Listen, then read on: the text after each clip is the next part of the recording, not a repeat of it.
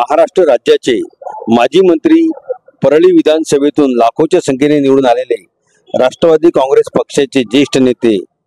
आमदार धनंजय मुंडे साहेब यांची त्यांच्या शासकीय निवासस्थानी राष्ट्रवादी काँग्रेस पक्षाचे ओबीसी विभागाचे प्रदेश अध्यक्ष तथा सावता परिषदेचे संस्थापक अध्यक्ष कल्याणजी आखाडे यांनी भेट घेतली। त्यांच्या समवेत राष्ट्रवादी ओबीसी विभागाचे प्रदेश सरचिटणीस तथा मुख्य प्रदेश संघटक संतोष राजगुरू व वाशिम जिल्ह्याचे जिल्हा परिषद सदस्य तथा जिल्हा अध्यक्ष